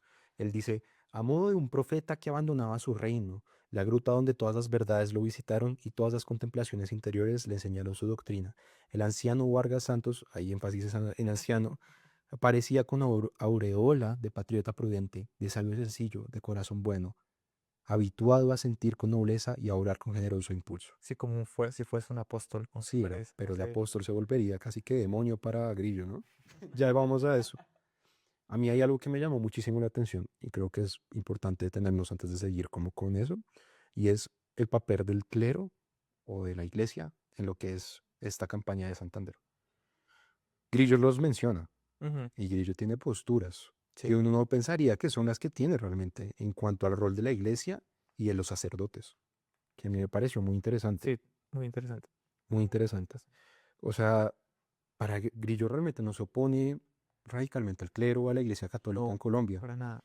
Él, ante todo, lo que admira mucho y recalca su influencia en lo que es la sociedad colombiana del momento, claramente pues en su gran mayoría pues católica, pero ante todo lo que él se declara enemigo dentro de la iglesia, eso que él denomina como este fanatismo medieval, ¿no? En donde ciertos sacerdotes terminan incitando un odio político y exaltando a la resistencia armada, ¿no? Es muy interesante. Acá abro comillas y lo cito. Los liberales colombianos no somos enemigos de la iglesia ni de sus sacerdotes. Nuestro respeto por los ministros de la religión se ha hecho visible en los días de esta brava contienda. Donde quiera que los revolucionarios hallaron un cura en ejercicio de los deberes de su ministerio, le atendieron con buena voluntad, le tuvieron las consideraciones debidas. Agradecidos quedamos de muchos sacerdotes que nos ofrecieron su techo y nos probaron que alientan a los humildes pastores de las aldeas generosas virtudes difíciles de encontrar en los palacios. No, es un punto importante, digamos. El historiador Ricardo Arias tiene en su libro El Episcopado Colombiano, habla de esto. Y habla principalmente de que, obviamente, en la segunda mitad del siglo XIX y principios del XX, eh, la Iglesia Católica tiene pues promueve un antiliberalismo muy fuerte. Incluso, eh, pues, ciertos obispos, ciertos personajes clericales como que fomentan la guerra contra estos liberales como pues demonios, Sí, consejeros diabólicos. Pero obviamente también no todos pensaban de esa manera tan radical. no, Vamos, un ejemplo es tan radical puede ser el obispo de Pasto en aquel momento, que si no me equivoco era Ezequiel Moreno, que él era un intransigente. Entonces, pero también había otros que eran más mediadores. Por ejemplo, incluso en esa época, Bernardo Herrera, arzobispo de Bogotá, él, él, él decía que tenía la voluntad de la paz, pero igual condenaba a las libertades sin límites, el matrimonio civil, el materialismo, pero hay que entender que había una heterogeneidad, una pluralidad de posiciones dentro de la propia Iglesia Católica. Incluso en el propio libro de Grillo hay ciertos, ¿cómo se dice?, católicos liberales, ¿cómo se dice?, sacerdotes que apoyan eh, ¿El levantamiento armado? el levantamiento, pues Sí, apoyan a los liberales. Entonces hay que entender que esto, que obviamente pues hay una crítica totalmente de catolicismo, pero no hay que decir que toda la iglesia pensaba de una manera totalmente... no, eso sería una imposición, como Ujú. dices. Y pues igualmente también están, como dices, los que se resistieron a la llegada o al alzamiento de las huestes liberales para tomarse el poder. Eh, el caso que narra Grillo, por ejemplo, es el del clérigo en Pamplona, Ujú. que dice que varios sacerdotes incluso se volvieron como cómplices, ¿no? Les facilitaron llaves de sus propias iglesias a tropas conservadoras y ahí ellos se fortificaron, crearon trincheras bastante robustas, bastante pues difíciles de sortear y es de esas mismas, pues Grillo recuerda que atacaron a los soldados liberales que ocuparon Pamplona, por poner un ejemplo, ¿no? Exactamente. Y pues en esta parte de la iglesia, pues obviamente también ver del lado del liberal, pues que, y en la propia educación que dimos de Grillo, pues muchos liberales obviamente eran católicos. No, ellos no estaban en contra, como dicen, de la iglesia católica, pues compartían esos valores. Sí. Incluso, como dice, en palabras, incluso Rafael Uribe, pues el principal exponente del liberalismo, después de esta guerra, eh, aseverará que las luchas religiosas se erigieron en uno de los principales obstáculos para el desarrollo del país durante el siglo XIX. Pero que, pero al mismo tiempo, dice eh, que es importante la religión católica, digamos, busca un tono más conciliador con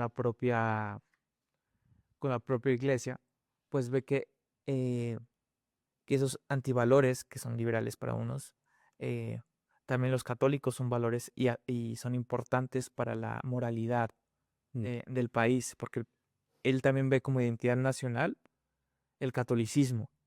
Entonces, y ven que incluso puede ayudar a una estabilidad política. Ahí, como para terminar de cerrar este punto, quiero que leamos esta conversación que Grillo tiene con un padre, Mm, con el padre Pineda. sí. Yo voy a ser Grillo, tú vas a ser Pineda, bueno. Entonces voy a leer primero esta parte, bueno. Yo dije que yo era Grillo, ¿verdad? Sí. En la casa de los huéspedes, sostenida con abnegación por Casimira Vega, conoció Jorge, que es Grillo, Jorge Peralta, al padre Pineda, hombre jovial y de mundo, que no rehuyó el trato con los liberales. El tal confianza le dijo un día: me cuentan, padre, que usted se condujo a la batalla con muchísimo arrojo, por lo menos será general. Nada, hijo, yo no sirvo para eso. Cumplo mi misión evangélica sin meterme en esos dibujos. Y el padre Sánchez y el padre Ordóñez, Ellos sí son guapos. Cargan sus carabinas y van a la cabeza de sus escuadrones. El padre Ordóñez es un caliente, pero a este señalaba con el dedo al padre Ortega, cura de San Cayetano, y varón de una apacible sonrisa, le da un miedo horroroso. Yo lo vi escondido. el padre Pineda se reía con sus ojillos de viejo ladino. ¿Acostumbran llevar machetes? No, quedan muy deslucidos sobre las sotanas, y se reía el irónico padre.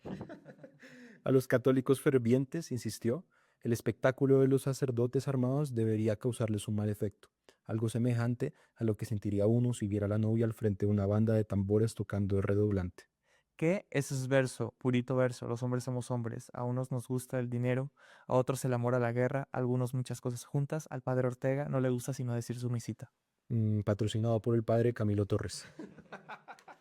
Y en ese sentido, obviamente, había padres que se abstenían de esa participación política. Incluso eh, Ricardo Arias en su libro, que ya comenté, incluso también el historiador Frances Pula habla de que incluso la propia Santa Sede eh, buscaba que no fueran moderados los propios padres, que no se metieran en asuntos políticos, que diesen obviamente nada más el evangelio y ya. Entonces también vemos en esta conversación ese reflejo. Esos temas son muy interesantes en general. El rol de la iglesia y en general de pues, el clero en lo que viene siendo pues, violencia bipartidista y también muy importante también lo que es conflicto armado colombiano. Pero bueno, esos son otros temas. Exacto. Pero bueno, y ahí seguimos a lo que viene siendo ya la prolongada y esperada, por fin sucede, se toma en Bucaramanga, em, y eso sucede desde Pamplona. Ahí este generalísimo, el viejo Vargas, organiza el ejército liberal, nombra a Herrera como jefe del Estado Mayor y Uribe se vuelve secretario. Se forman dos cuerpos, el del norte y del sur, y en ambos pues quedan bajo órdenes de Herrera y de Uribe. Y finalmente llegan a Bucaramanga, las fuerzas revolucionarias, lo que es el 28 de diciembre de 1899.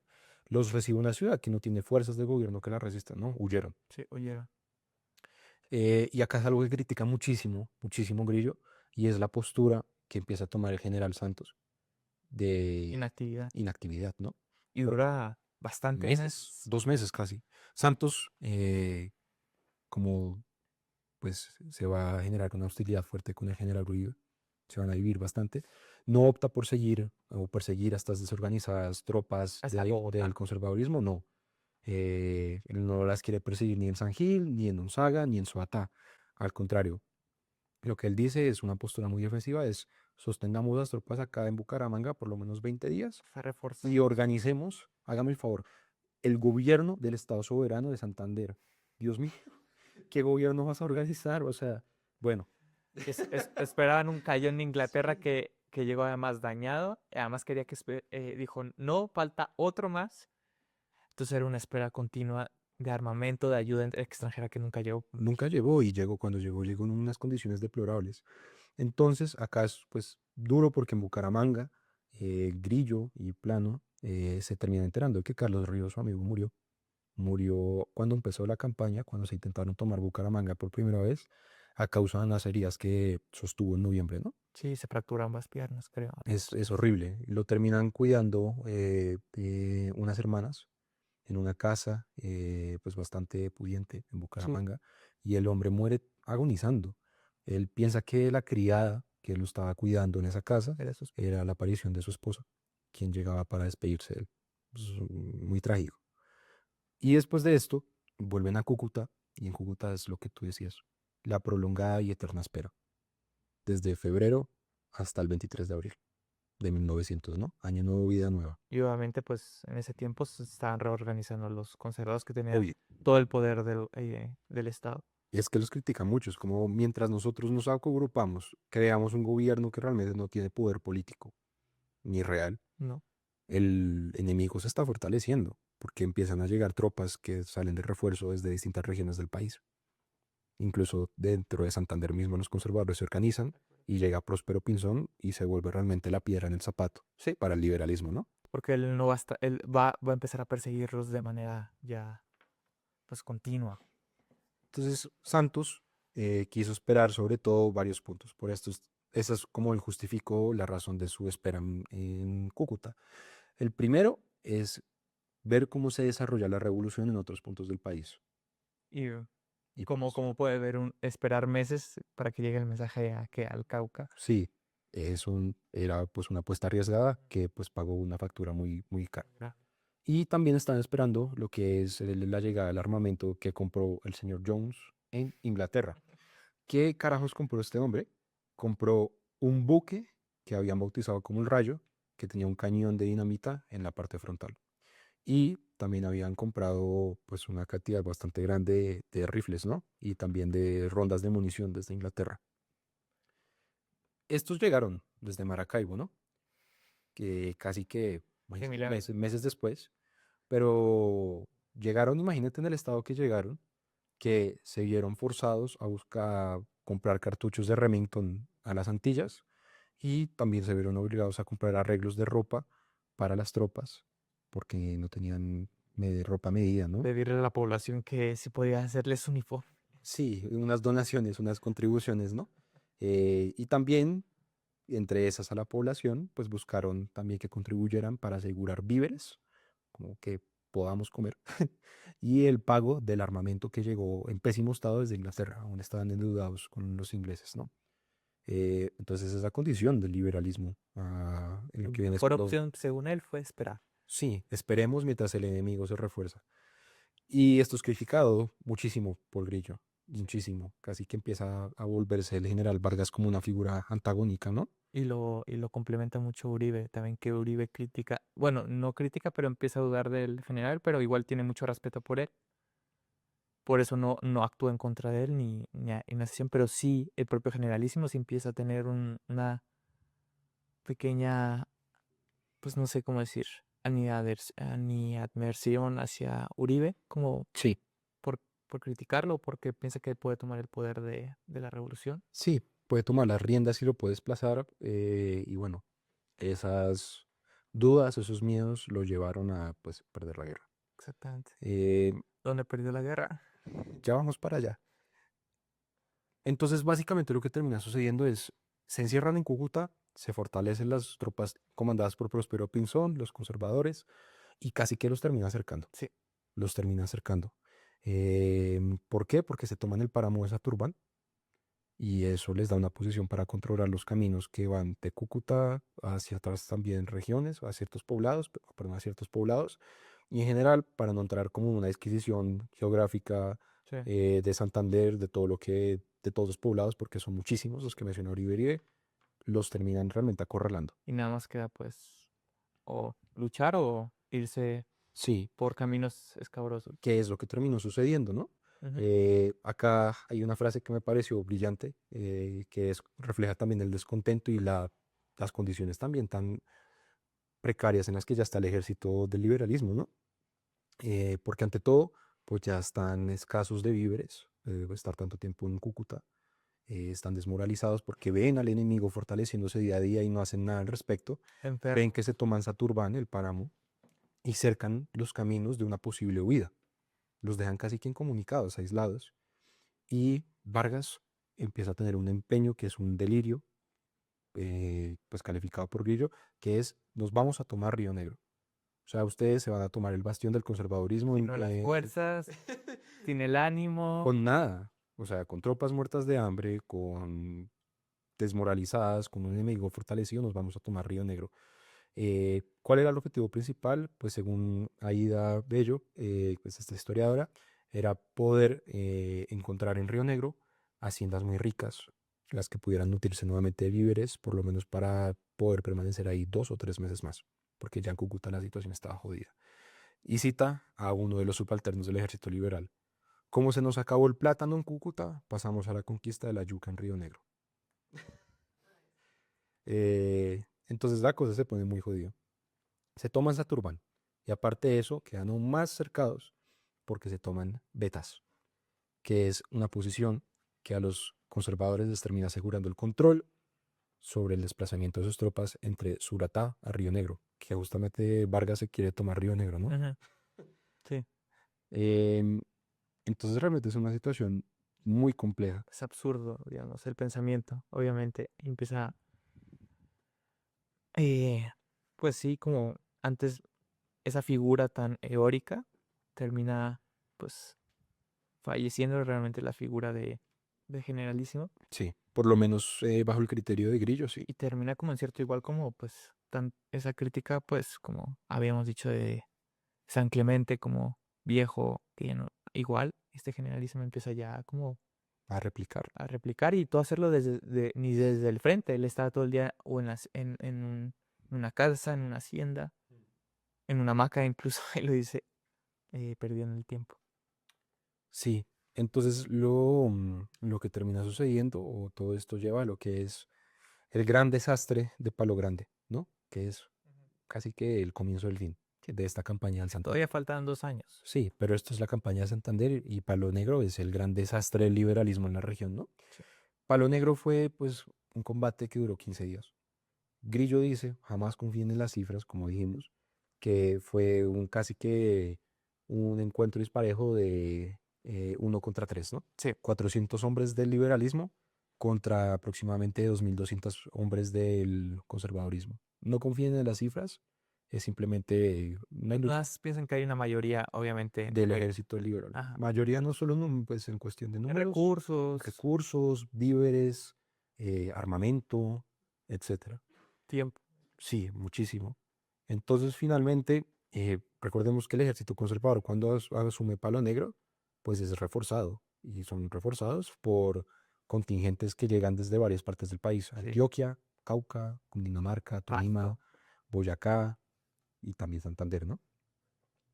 Y pues la crítica de Grillo hacia Vargas en esta situación es pues muy difícil porque pensemos en que en Palo Negro básicamente estamos pues no solo en esta desventaja numérica, sino también imaginemos que realmente no tienen un relevo en el frente, los liberales.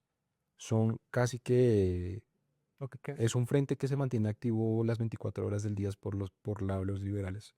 Son niños, en su gran mayoría, jóvenes, que tienen que permanecer 15 días o 7 días despiertos día y noche, atentos En la selva. en la selva ante las avanzadas de un enemigo. Un enemigo que por el contrario sí podía tener relevos y sí te podía tener auxilio de parte de reservas. Los liberales no. Hay caminos donde poder atravesar mejor pues las montañas y poder comunicarse. Sí, cosa que realmente no tenían los conservadores. Y hay una crítica pues bastante fuerte de Grillo que voy a leer sobre Vargas como para terminar de redondear ese punto. Los errores cometidos por el generalísimo fueron de los que no perdonan los dioses inmortales y mucho menos los débiles humanos.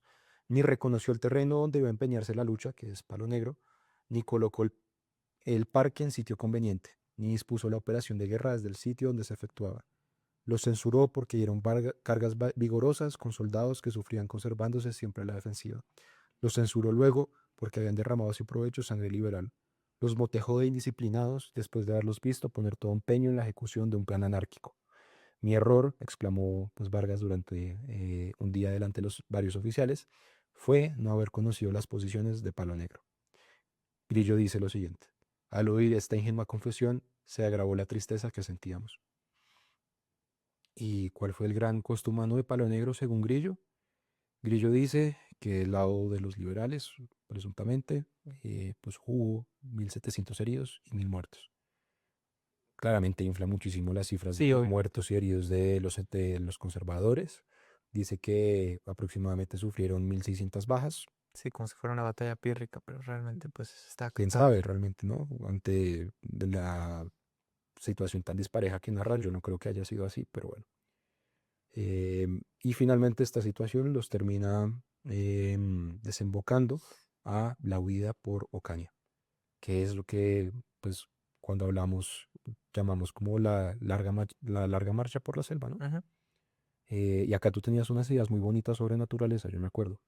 Sí, sí, sí, hay muchas ideas lindas y es de todo este movimiento romántico que incluso se nota mucho en la narración de, de Grillo, que es unir esta naturaleza con pensamientos, con sensibilidades y creo que hay una inspiración muy fuerte en Alexander von Humboldt, polímata, historiador, geógrafo, escritor, amigo y compañero de Goethe. Y pues aquí quiero citar algo que escribió que se llama Ideas para una geografía de las plantas, más un cuadro de la naturaleza en los países tropicales. Aquí dice, pero el hombre, que tiene sentido para la belleza de la naturaleza, se alegra al encontrar en ella también la solución de tantos problemas morales y estéticos. Ciertamente el conocimiento del juego interno y misterioso de las fuerzas de la naturaleza nos permite en muchos casos el atrevimiento de sacar conclusiones para el futuro y de determinar de antemano la repetición de grandes acontecimientos. Así nos produce conocimiento y visión del organismo del mundo, un goce espiritual, una libertad interior que aún bajo los golpes del destino no puede ser destruida por ninguna fuerza exterior. Y para rematar, hay una parte que dice, los mismos cambios de la naturaleza adquieren un carácter legítimamente histórico si ejercen influencia sobre los acontecimientos humanos. Pues, obviamente, vemos que hay una influencia de romanticismo y de cómo la naturaleza empieza a verse como algo incluso sublime.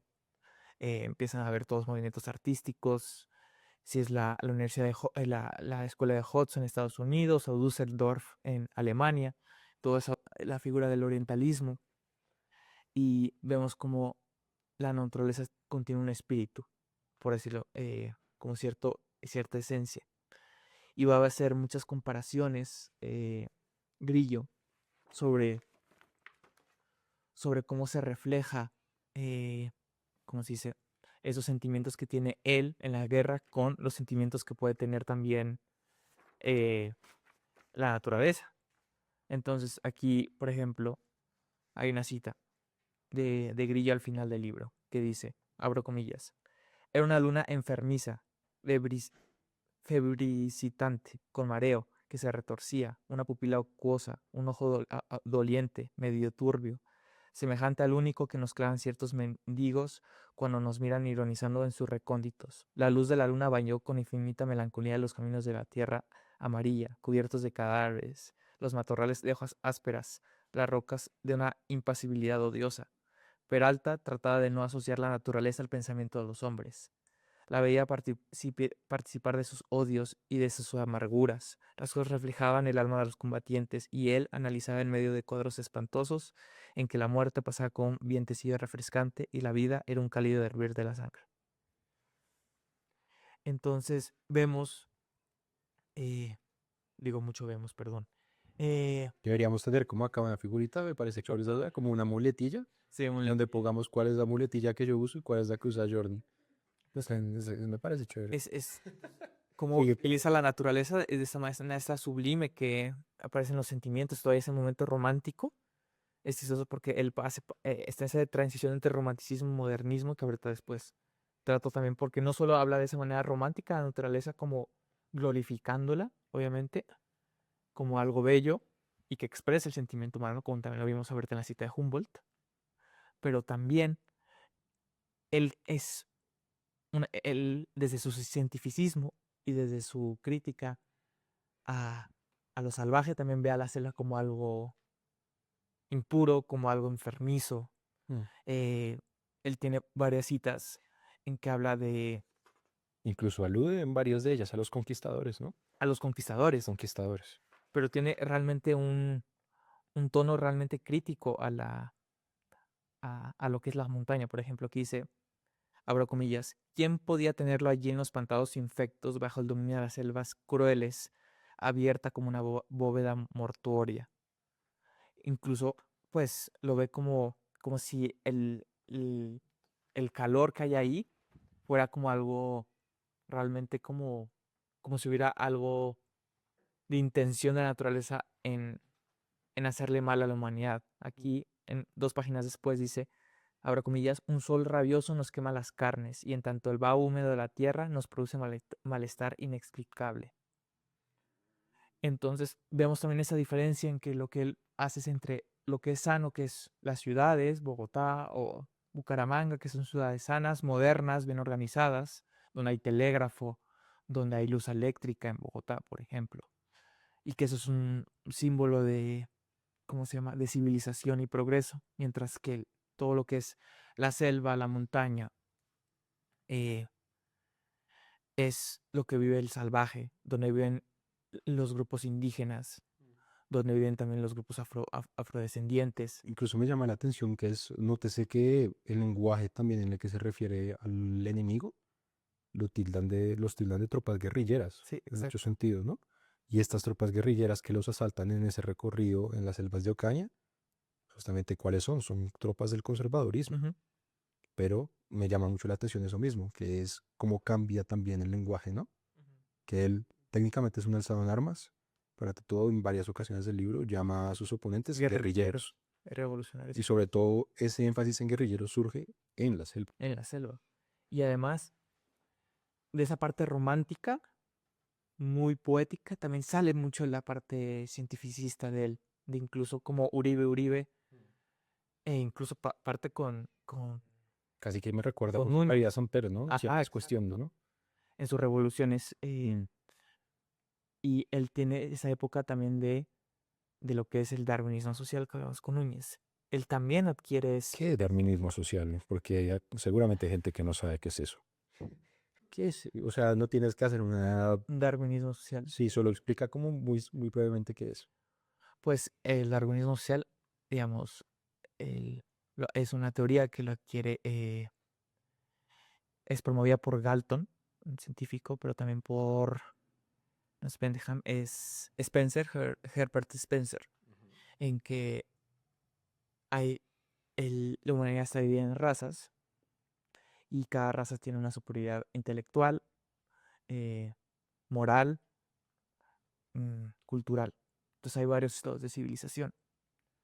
Y pues obviamente en lo que es la teoría del origen de las especies de Darwin, la especie que es más fuerte, la que se adapta mejor, es la que sobrevive. Y quién es la especie o la raza que más se adapta es la caucásica, la blanca, la que no es negra, la que no es criolla, la que no es asiática. Entonces es toda una teoría científica que se crea en el siglo XIX específicamente. Hay la frenología, que es la ciencia para medir el cuerpo. Entonces los que tienen una cabeza más grande son más inteligentes y sorpresa, son los blancos los que tienen la cabeza más grande. Entonces es ese darwinismo social y esta división científica de la humanidad que no existe, obviamente. Todos somos iguales, solo hay un ser humano. Es el Homo sapiens sapiens y nada más.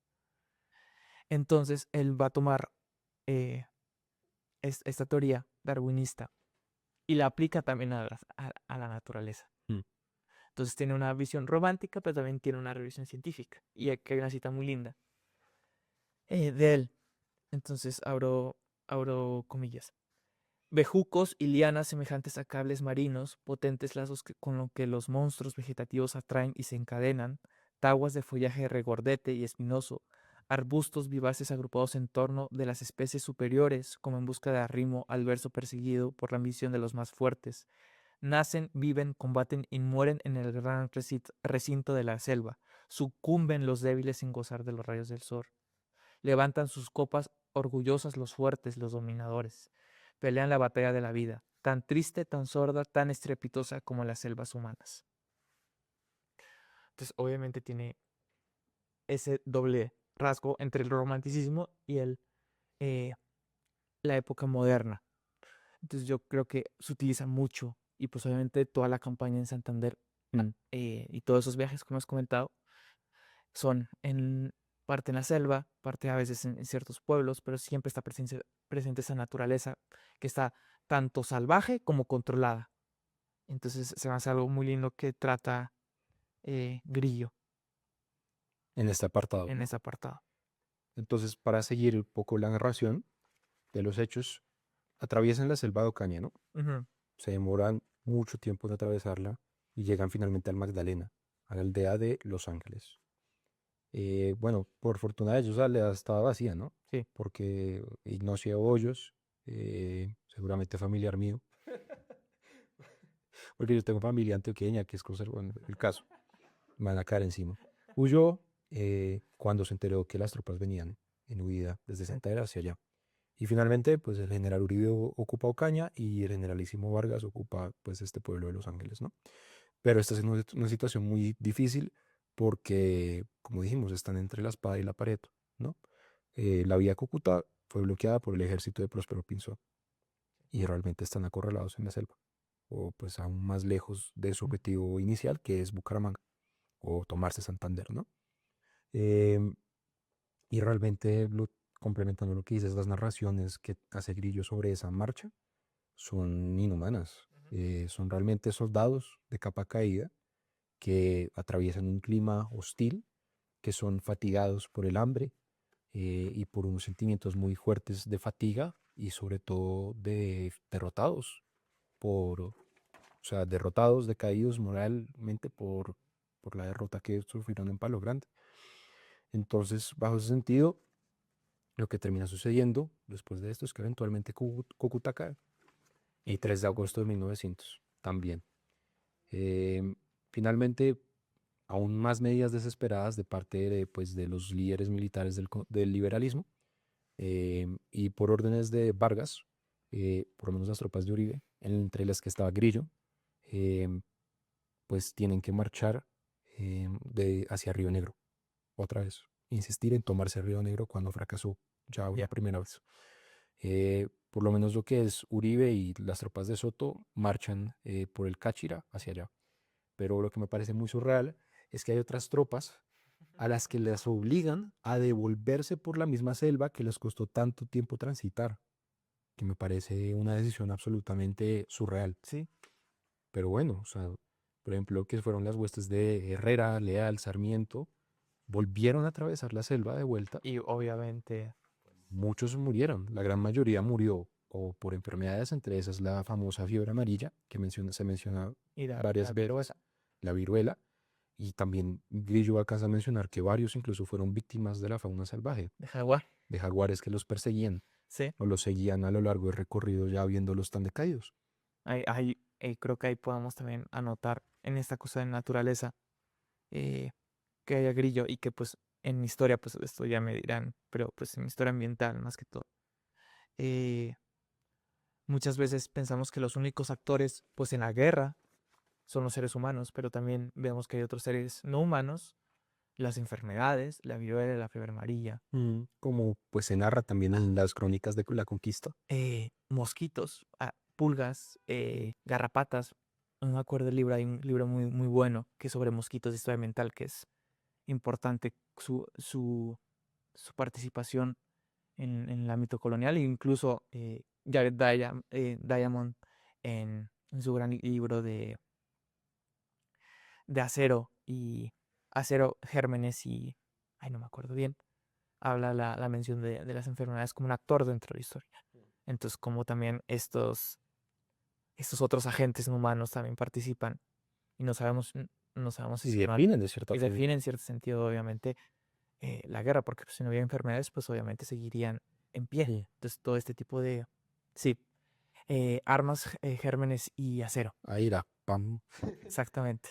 Entonces, obviamente, vemos como ese tipo de agentes no humanos también hacen parte de esto, porque pues uno pensaría, no, pues la enfermedad no es un actor o un jaguar no puede ser un actor, pero pues la fauna, la flora, pues hace también parte Del paisaje. del paisaje histórico. Sí. Y en ese sentido, ya para cerrar lo que viene siendo la autobiografía y también lo que viene siendo la campaña de Santander, por lo Ujú. menos con Grillo, las tropas llegan a Río Negro, por lo que son las poblaciones de Las Pajas y San Juan de Nepomuceno, o Muqueno, no sé, perdón, Nepomuceno. no sé si lo dije bien. Y finalmente, lo que termina sucediendo es otro fracaso militar y se da la huida muy desorganizada del liberalismo en Santander. El general Uribe logra huir con 10 de sus hombres, cruzando el paso del río Chicamocho, Como si fuera el George Washington, como si ese río. Dios mío. como si fuera él cruzando desesperadamente el río con una canoa en lo que fue el puerto de las Infantas. Y en ese mismo momento, después, Es Delaware, sí. sí, sí, muy similar, yo también Sí, lo sí, sí, pensé. exacto, sí. Cruzan el río desesperado acorralados por las Sí. tropas de Próspero Pinzón. O sea, casi que Grillo dice que él los puede ver en la montaña tomando posición, ventaja del terreno y disparando hacia Sí. ellos. Y lamentablemente, pues Grillo cae preso, o Jorge Peralta cae preso en las montañas de Chucurí. Y Y lo hacemos, y como que todo ese proceso después lo trasladan a Bogotá. lo trataba a Bogotá y no quiere hablar, como dices, No, casi nada. ahí la narración casi que se vuelve muy cortante. Ujú. Antes teníamos a Grillo pues muy lúcido con la pluma, muy romántico, muy pomposo, realmente muy suelto, pero cuando toca su tiempo en que cae preso hasta que habla de pues el traslado a Bogotá y lo que es su vida como prisionero, no hay nada. O no lo menciona, lo único que dice es un hombre reivindicando su derecho a olvidar. ¿Y por qué crees que en esa narración, como en ese momento, hay un silencio de parte de él, digamos? ¿Qué crees que sea la intención de ese silencio en esa parte narrativa?